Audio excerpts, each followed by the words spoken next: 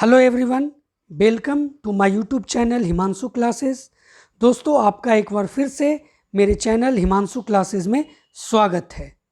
Friends, प्रकृति में अनेक घटनाओं में भूकंप है, बाढ़ है, चक्रवात है, ये सभी आते रहते हैं और जान माल की बहुत ही भारी क्षति पहुंचाते हैं। पर आपने कभी ये सोचा कि इन भूकंपों का, बाढ़ों का कोई नाम नहीं होता, लेकिन चक्रवातों का नाम होता है। प्रश्न ये उठता है कि इन चक्रवातों के नाम क्यों रखे जाते हैं? नए नए नाम जो आते हैं वो कहाँ कहाँ से आते हैं, कौन इनके नामों को रखता है, किस आधार पर इन नामों को रखा जाता है और जगह जगह के अनुसार ये नाम बदलते क्यों रहते हैं? मैं आज आपसे इन्हीं सब बातों पर चर्चा करूंगा।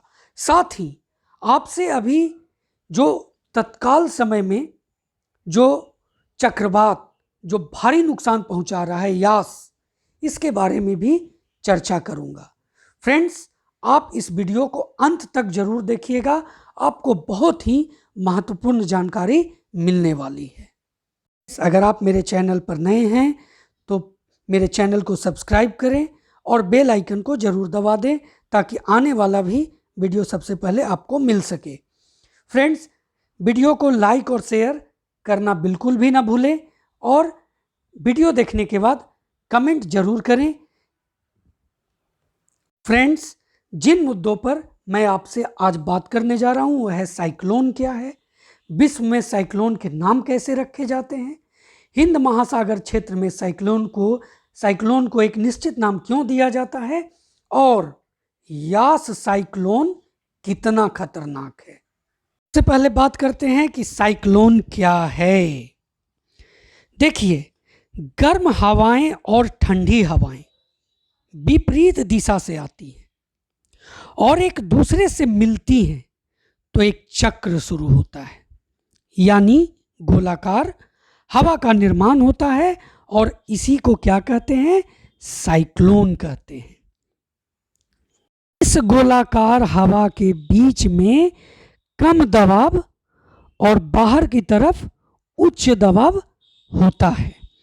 ये चक्रवाती हवाएं बाहर से अंदर की ओर चलती है। ये देखिए, ये जो आप फिगर आप देख रहे हैं, ये बाहर से अंदर की ओर चलती है, ठीक है।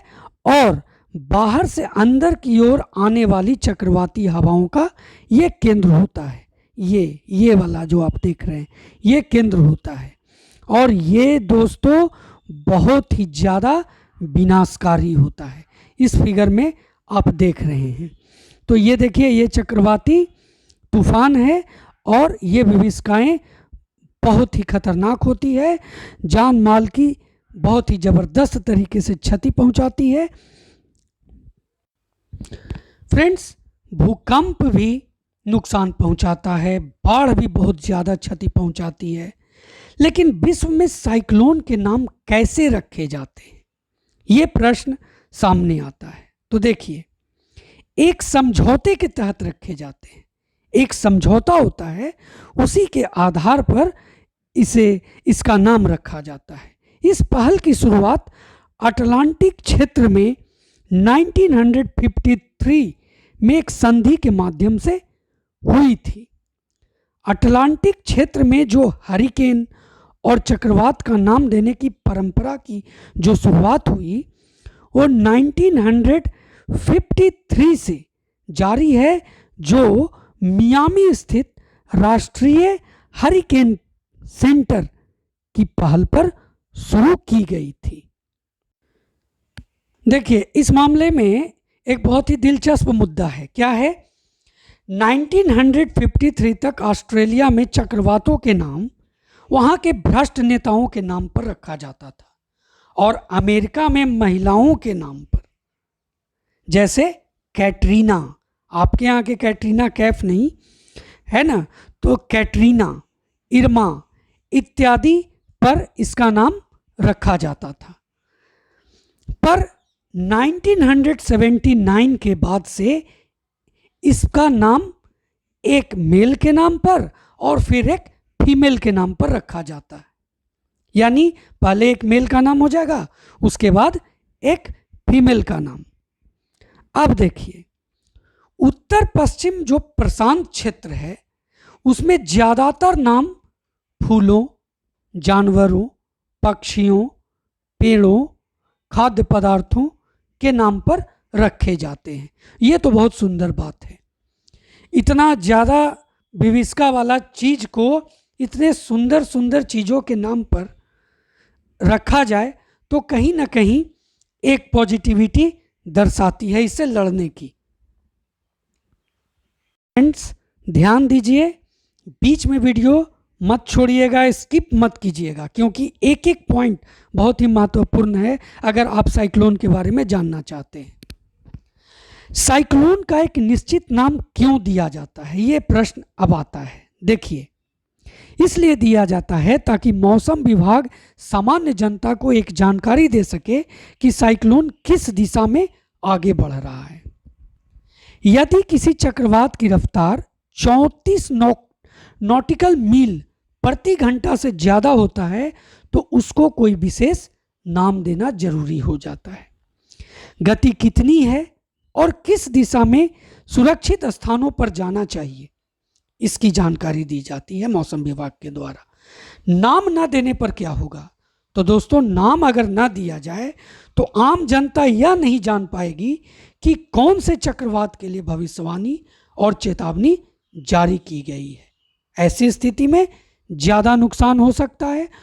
किसी तरफ के लोग समझेंगे कि मेरे तरफ नहीं आ रहा है और किसी तरफ के लोग समझेंगे कि मेरे तरफ आ रहा है, लेकिन हो सकता है कि अगर जानकारी नहीं दी जाए तो इसका उल्टा असर पड़ सकता है और ज़्यादा नुकसान हो सकता है। दोस्तों, पड़ोसी देशों का सहयोग लेने में भी समस्या हो सकती है। अगर पड़ोसी देशों को ये नहीं पता है कि इससे अगर हमारा नुकसान कितना है, हमारे पड़ोसी का नुकसान कितना है, तो सहयोग वो नहीं दे सकते और ना हम उन्हें सहयोग कर सकते हैं। स्थानीय लोगों और मौसम विभाग के बीच संचार को सुलभ बनाने के लिए भी नाम देना अति महत्वपूर्ण है। अब आ जाइए नॉर्थ इंडियन ओशियन की तरफ। यहां साइक्लोन के नाम देना कैसे शुरू हुआ, तूफान का नाम देना कैसे शुरू हुआ? तो देखिए, इसके पीछे बहुत बड़ी कहानी है। दोस्तों, इसके लिए क्या हुआ, तो 13 देशों का एक पैनल बना। इसमें कौन कौन देश शामिल हुए? Bharat, Pakistan, Sri Lanka, Bangladesh, Maldives, Myanmar, Oman, Thailand, Iran, Qatar, Saudi Arabia, संयुक्त अरब अमीरात और यमन। ये 13 देशों का एक पैनल बनाया गया। भारत ने पहल की। भारत की पहल पर 2004 में चक्रवाती तूफानों के नाम देने की व्यवस्था की शुरुआत हुई। विश्व मौसम विज्ञान मौसम संगठन और एशिया और प्रशांत के लिए संयुक्त राष्ट्र आर्थिक और सामाजिक कमीशन ने 2000 में चक्रवाती तूफानों का नामकरण शुरू किया। नॉर्थ इंडियन ओशियन में उठने वाले तूफानों का नामकरण भारतीय मौसम विभाग करता है। अब महत्वपूर्ण मुद्दा यह है कि कैसे नाम दिया जाता है। तो दोस्तों, भारतीय मामलों में चक्रवातों के नाम को अल्फाबेटिकल सिस्टम में आवंटित नहीं किया जाता है, लेकिन उस देश के नाम से रखा जाता है जिसने उस नाम को दिया है। दोस्तों, मैंने अभी आपको बताया कि ये 13 देशों का पैनल कौन कौन है। Bharat, Bangladesh, Myanmar, Pakistan, Maldives, Oman, Sri Lanka, Thailand, Iran, Qatar, Saudi Arabia अमीरात और यमन।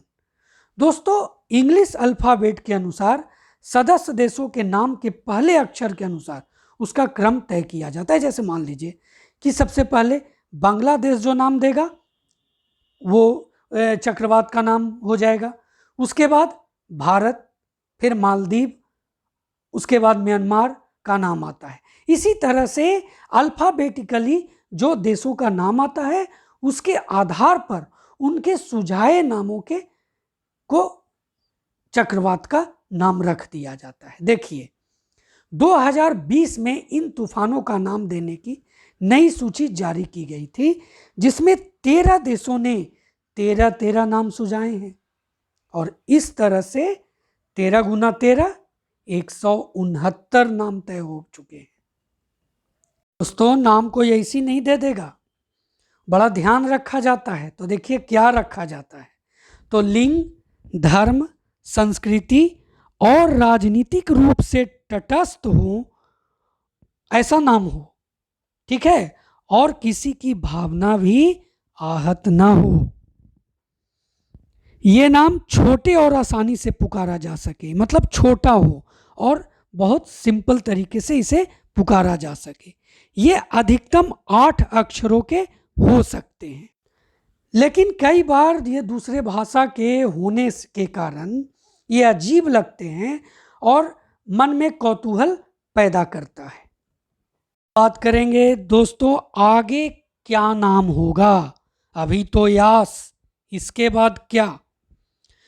तो 2020 में तय नाम जितने भी तय नाम थे वो लोगों के लिए उपलब्ध है। अब अगले तूफान का नाम जो होगा दोस्तों ध्यान दीजिएगा, अगले तूफान का नाम गुलाब होने वाला है। कितना सुंदर फूल का नाम, इतनी बड़ी विभीषिका का नाम होगा गुलाब के नाम से। कौन दिया है? तो पाकिस्तान ने ये नाम दिया है। इसके बाद कतर का दिया नाम शाहीन का उपयोग होगा।